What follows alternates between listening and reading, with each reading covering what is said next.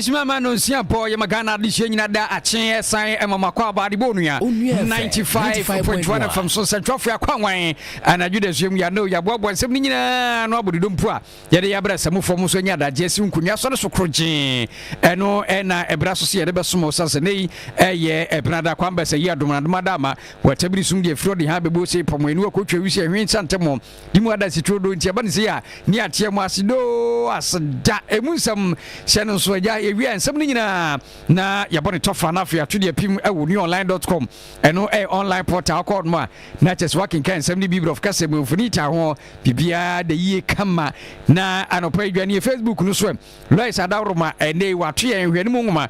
na wode ya to Facebook no so ntu ho ma comment like na wasa share kase no edi account sasa nsem e de bra no emu nsem bebrebe na anopa yi etripa eda kase no so bi eni wabanye ba na manyesemu a wabere mu pa wopanyini samo sai edi atubia chese se ma meje mensa dukoi a wono te banwa so sa bato commission adwumtreni na pamfo mienu e kan ho se twene tu akonwa na akwakwa se wedi na enhyeda ntwaye bia sa emunchire mu beti na nopai na bayresin ebi ma ne homre so sanse tamale high court e kwa setena kire se pandai abato mpeso aso no yankwankwa na remis na ese munse mu beti na nopai na yebepie mu e wa senkafo a wo mu e wo kofo dua we peace Protua Transport Union enra nyefedi agro emu enchi mu beti na yebakwa wanchi adwadifo bi e kire se ababa wabi Rosina nana ama ababebu omkunu se chen ama chesomsika pepiankoma okwaduo wade kwo emunchire mu beti ebusuan semna doso ebika yewu na sabre machine kunwa bidi ebesom se anopa nsia bremkase bidi ene insuraba vodo aropa ishane so saka shout ebisun star 439 hash na odi fam option number 3 yabatu bia 5 cdc yabasisia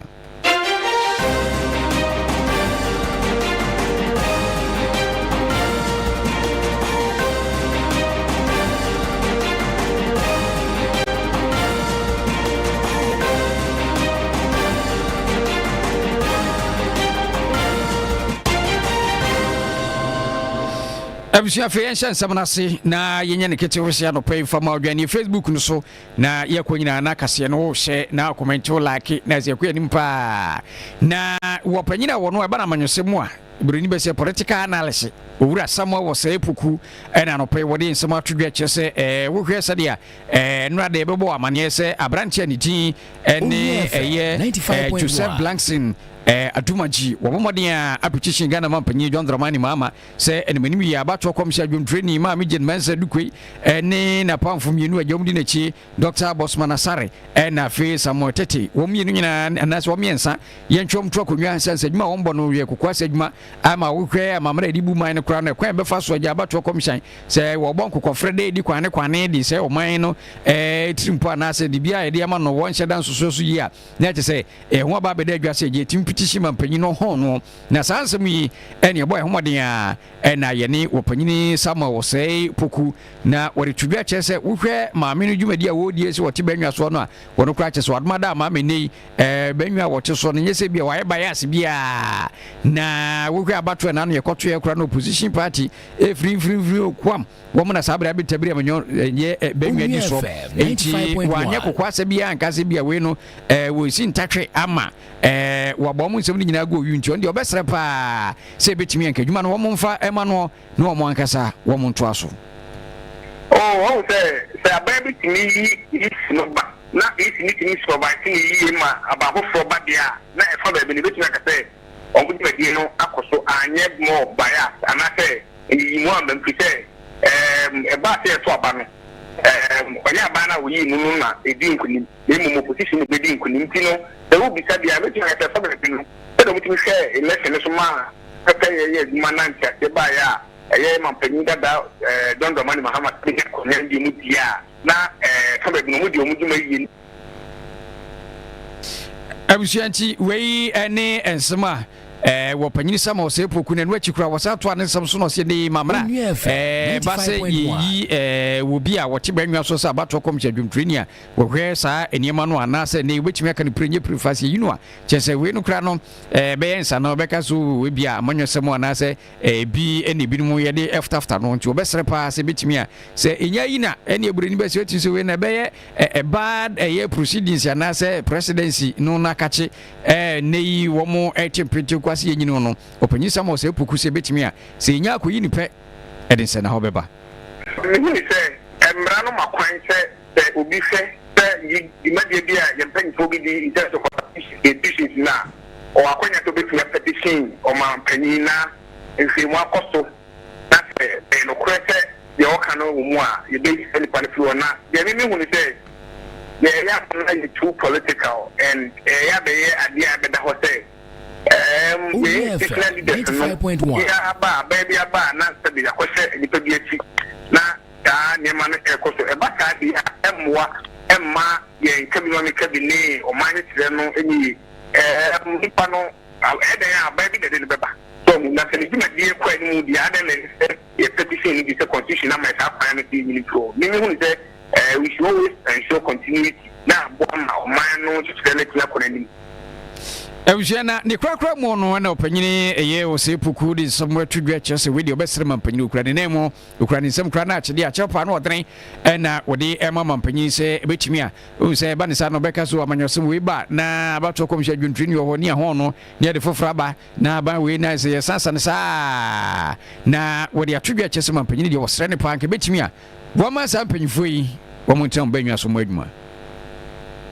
na osha yakọ we nya na yi any pay mo be di juma wo about to committee ko no me ba say the bridge say MDP for any do ma be di sa akonya na na say position therefore anya no ma nya say to the current government so etino the omunya de bi e girum di kese ana say abo ma na so pa dia me nu say petition we no ye papa John Domani Mahama he na nka e dia on hwe na so mudo nko aye dia ye maintain wo mu ne mu so mudo medie no so e na be ha o man no dia ene na me dia say petition no emu wo nsusu ni na so papa so nenso no se o mudo medie me se me hu say the more na ni pa na che wo na experience ma be mo a ni ma no so pay yi Abisha we wo panyina wo no eba no ye amanyosemu a wabene mu pa yera sama wo se puku na woni semu yitudwa na yakwe ni mo yakonyina kasha to na jawodi from star 439 hash na wo select option number 3 yabetu ya 5 cities and next ka bebregu puso akasha to for de beche na draw no to mu akunkuru ni menyina akoyie na ye kopie mu Tamale High Court enu adam panyini kwa setena ama ne na wote banwa so ye Ura Emmanuel Brew wo de tudwa HS eni no wo abato ekoso wo ye kwanda abato mpeso so wo de beda ekoso na manfo beka ya wo pepon bosumi January ni mo ne da na etoso ye aduasa wo afimu a NNDC parliamentary candidate a 2024 gina mo pampi opanyini Daniel Nsala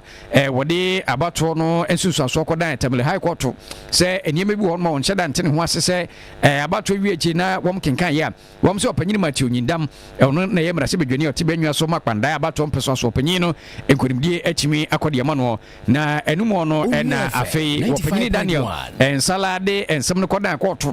se wo hwe pink sheet ye ba ye ni se de abato no sunsu aso no koye ye no a wote ase ba bi enye yi na wi ase nso bi nkyere konfo bantwa ho na ene no wode nsem kodan court ama court kwa asetena wo panyini Emmanuel Brew etena ba nwa so se da bi enefua makoma kwa aduasa 30 days ntemo no ene wo mo nko na ja re mis ren na chese ba resh na epie mu no na lawyer ede ma wo panyini a chese wono na wode nsem no kokodan eye koto opanyini Daniel Nsala no the lawyer lawyer Kwako Ato wode nsem we ene jaye bra koto ede atemu no ebaye. For us, our case before the court was very simple. We had a rogue electoral commission district electoral officer who decided to abuse discretion. Now, what is important and that why this case is significant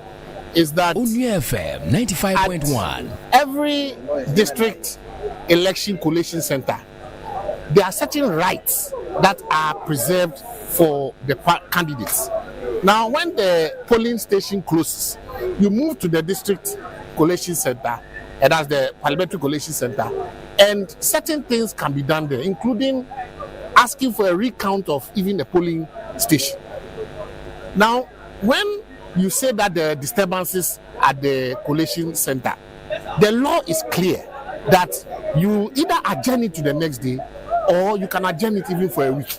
But you don't relocate the district or redesignate the collation center without notice to the participating candidates. And then you, when you were brought to court, decide that you are going to support one side against the other, making allegations that the petitioner was involved in busing hooligans to the place to come and destroy property. Absuanchi we lawyer Kwame Appiah and wade and some etudwan and which afi Rashid computer wono deputy director the ma elections ndc amjukunu emo wono ma senso de eyichi okodi brise mu tu ani zamu jaburuti esiso wono so ekokopiepie mo and wade some etudwan na ne some chiremu no no chese ene nu court no ade a wo matemu wo de aba no nafua makoma aduasa no betimi aso apa na afi obi adwuma da ne fa na kwanda aba trompeso aso ti sei wo mo ekwakoto aba foforo. For having done justice to the good people of Pandai. All along, the NDC has been saying that there are several crooked electoral officers who are bent on stealing people's mandates. And one of it is what has been exposed today. We said it time and again that the seat of Pandai was the seat for the NDC. They rigged the election, and we've been saying it time and again that we will continue to expose crooked electoral officers who will continue to rig election. We will stop them. We will make sure that the NDC will prevent such rigging machinery of the then MPP and their crooked collaborators in the Electoral Commission. Clearly, the CI 127, if you look at Regulation 43, 1A up to H, spell out how collation of parliamentary election is done. You collect results based on two forms. We have from 1C and then from 1D. You assemble the results from 1C and then put the summaries on from 1D and declare the results. This was not done. They didn't do that. They just organized themselves, ran to Tamale, cooked some results, and announced Mindam as a parliamentary candidate elect. This is what they did. And that is why we make sure that we follow through the process. The NDC is the most lawful political party in Ghana. We didn't use lawless means to get this verdict. We made sure that we follow through the process, and we have gotten favorable judgment. I can assure you, we are appealing to our opponents, the MPP. They shouldn't come for the by-election. Abjawe Rashid Computer wono Deputy Director of Elections NDC amnyukunu edimo and watch say about commission na musifu a womo miamia wodo bebre na womo eti edwanhoma adwuro mo redi enso mo asebo pa ti de umba be yi wo nyina de afiri mu a isi baration na etu de apimo na ne krakra mo no wo panyini Sylvester Isang wono lawyer nia na wo gina mo atwitwa de agi eye Matthew Nyindam wono so de kakra also. Yes, today we finally came to receive the judgment of the court, that is High Court, Tamale Commercial Division, on the frivolous petition filed by the Daniel Insala against the election of Honorable Matthew Nyindam as MP for Pandai. In the heat up to the trial, we heard of several things, and we didn't take them for granted. We believe that the petition was frivolous, but the court has decided otherwise. So we respect the decision of the court, but we strongly disagree with the judgment, and we have already shown our agreement by filing a competent notice of appeal, and we've added a motion for stay of execution. As a lawyer, if you have picked certain information that judgment will be compromised, you prepare. Only FM 95.1 with the notice of appeal in your packet, and that was exactly what I did. And I had a section of my client that he should be bold, whatever decision that is affirmed, because we knew that was what was going to happen. So it's not even surprising at all. And so the only fight left for us is to follow the due process of the law, and that is by filing a notice of appeal. This is my notice of appeal dated 24th November 2025 at 10:04. The motion for stay of execution is dated 10/13. Now the petitioner has been served with the process and he decided to throw it away. But that's proper service. In law, if they serve you a process and you throw it away, the bailiff will only go and prove service by saying that you were served but you threw the process away. Only FM 95.1. But that's for another day. But all I want to say is that we have accepted the decision, we respect it, but we disagree. And that lawyer Isang and what any some to say petition idea one more and Susan so by any day at the boko na woman de setter woman shada and court no and shada and yatrin and so the Bresson and the JB DBC now young queen more na free and find somebody be MP so from one upon Siabrim Cassie Nsempa so and somebody every Edima war war a 95.1 from now and rather whoopim a woman to my crook for more nature say Nsempa and an APP more away a peace a protoa transport union a work for Rudia Chese one more printing quapa at the fire in Yama Rubia I can defer ja one more idiom anymore no Eddie Idiomo one more etiasi baby and ye na yenti almost 95.1. Yaa Brefo let us dance on you understand yes sir president Mahama and you say we are sunje hini wa ba ma nyina IGP yes so yeah bia we say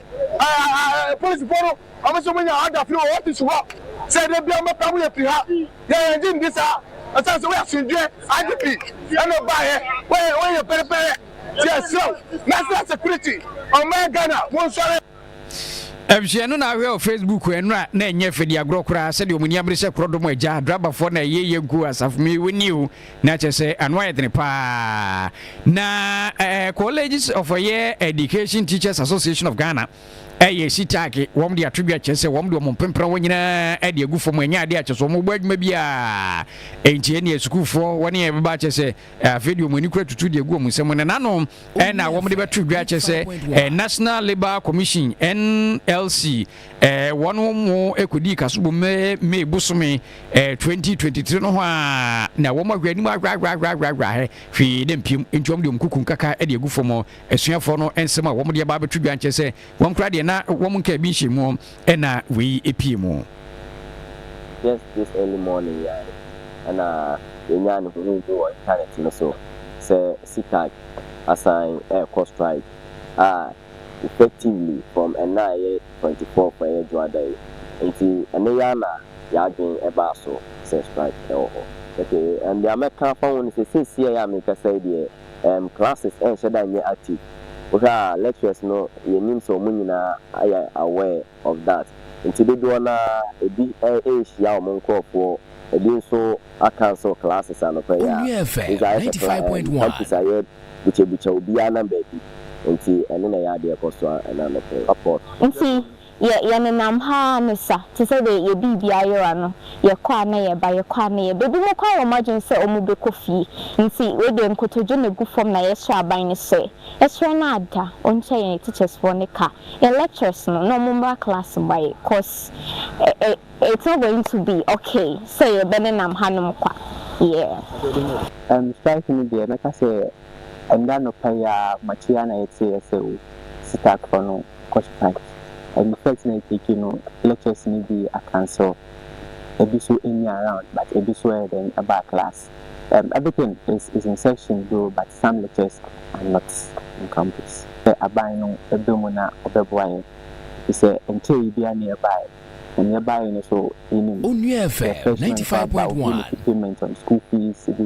I provide you money. I will say you are fully prepared for academics. And to say, but say, ya basku na so e teacher phone na say omo so on beche ade no eni hono ma e be ha dwenti ka aban no ndum na ombo Ebusha asiafo ni bi ensam ena wati nti chese strike no anwa ide ne pa sita akefo ati atwa ama asuafo agya wo mu di nkokofrɛ de wo mu hunu kutukwa no kra fa kronchi mo akwa Nsempi na yetoa so na yepie mu ɛwo nchi ne mpeso so obono mantemo na adwadifo a wono mo hɔ no bi ton bidie bayire ebinom kyese dwade a wo mu die odwamu a wo mu kyese ababa wa bi ai ne hu dua broni wa ne ho sakadri ni na adwadifo no kyerɛ sɛ we de wo msrada sɛ aposi santom afi national security en manim ya wo mo hɔ mo na baba wa bi ba ya yɛse Fred Rosina na nama na Rosina hwɛ ne hwene na hwɛ n'ani aba na no a utim sɛ ho fɛ yie pa dwoba ya no so wo ka che mamba ko sɛ ma moto bidie a me kura me obidie efo bi hɔ no ma che som to bia enti wo bɛsrɛ sanka wo mfa ne bidie ni ma no na do so pu mo mfa nkoma ne manfo de ska bɛbrɛ mo na sɛ ɔyɛ ne kakra kra anka ɛno mfa so bebrebe pa no no so betimi anya na ma me ba ko aniti ene abena wa kyerɛ mu a kyerɛ sɛ ne ho akɔ akɔdi mu ama ene no ge yɛ abuom kunu sɛ wom a kyerɛ sɛ n'ani atutu agu ne nsam me kɔfa bidie begu ha na baabi a yɛfrɛ no meat a ne dini baako de na naama baako so de na brofo din de mi wira fi na ɔba sɛ bidie no ɔwɔ customers wɔ hɔ ayi kaaso antime fama no kona onkoton merame na yenche nti nam si yo medebema no no bae afi osin akwaji sika na o mo fama no ne kina adesua saa abaye men pensioner metifie ejima me abena wa pensioner otifie aja ewodi dwan kakra afi de wo bia ba bebu mu afaso we wa ne se Burkina Faso wo bu mu afaso si tam ama emu nsem bibribe wo de omakosem na sabre atwedwa na maame ba ko so ne din ene Naomi wuti safa wo nso kire mu a eje se wo nso yabu ne bio ye na afaso pa che se wa yo mu se bolege no abo musuria ade om sika nyina babam na wo mu edi ekuri ne nsem wa kire mu